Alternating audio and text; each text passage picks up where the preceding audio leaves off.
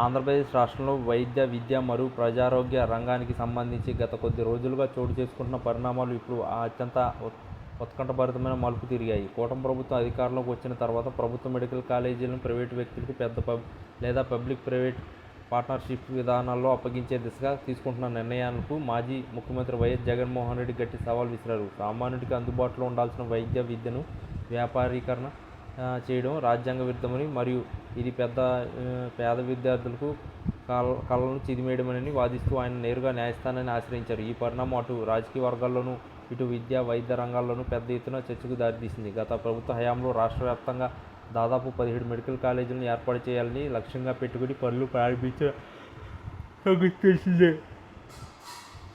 వీటిలో కొన్ని ఇప్పటికే కార్యరూపం దాల్చగా మరికొన్ని నిర్మాణ దశలో ఉన్నాయి. అయితే ప్రస్తుత కూటమి ప్రభుత్వం అధికార భారాన్ని సాకుగా చూపిస్తూ ఈ కాలేజీ నిర్వహణను ప్రైవేటు సంస్థలకు అప్పగించాలని భావిస్తుండగా తీవ్ర వ్యతిరేకత వ్యక్తమవుతుంది. వైఎస్ జగన్ వేసిన ఈ కేసు ఇప్పుడు కూటమి ప్రభుత్వానికి ఒక పెద్ద అడ్డంకిగా మారింది. ప్రభుత్వ ఆస్తులను మరియు ప్రజాధనంతో నిర్మించిన భవనాలను ప్రైవేటు వ్యక్తుల చేతుల్లో పెట్టడం ద్వారా ఆరోగ్య రంగం పూర్తిగా లాభాపేక్ష కలిగిన సంస్థల చేతుల్లోకి వెళుతుందని ఆయన తన పిటిషన్లో ప్రధానంగా ప్రస్తావించారు. కేవలం ధనవంతులకు మాత్రమే విద్య, వైద్య పరిమితం కాకూడదని, ప్రభుత్వ మెడికల్ సీట్ల సంఖ్యను పెంచడం ద్వారానే పేద మరియు మధ్యతరగతి బిడ్డలు డాక్టర్లు అయ్యే అవకాశం ఉంటుందని జగన్ తన వాదనలో బలంగా వినిపిస్తున్నారు. ఈ వివాదం ఇప్పుడు కోర్టు గడప దక్కిన నేపథ్యంలో ప్రభుత్వం ఎటువంటి వివరణ ఇస్తుందనేది ఆసక్తికరంగా మారింది. ప్రైవేటీకరణ వల్ల సేవలు మెరుగుపడతాయని ప్రభుత్వం వాదిస్తున్నప్పటికీ అది ఫీజుల పెంపులకు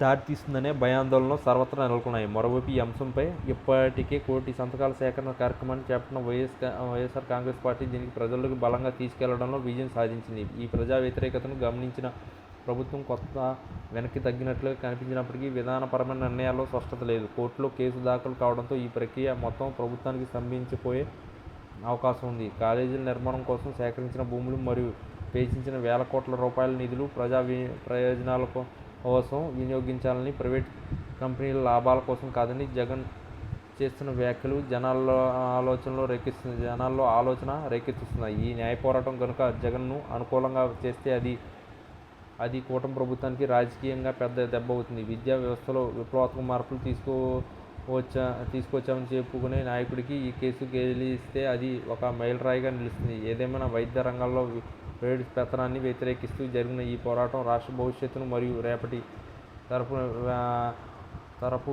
తరపు వైద్యులకు అందుబాటులో ఉండే అవకాశాలు నిర్ణయించే కీలక అంశంగా మారింది. న్యాయస్థానం ఇచ్చే తీర్పు కోసం ఇప్పుడు తెలుగు రాష్ట్ర ప్రజలు ఆసక్తిగా ఎదురుచూస్తున్నారు. ప్రభుత్వం తన పంతం నెగ్గించుకుంటుందా లేక ప్రజా ప్రయోజనాల దృష్ట్యా జగన్ వేసిన కేసు విజయం సాధిస్తుందా అనేది కాలమే నిర్ణయించాలి.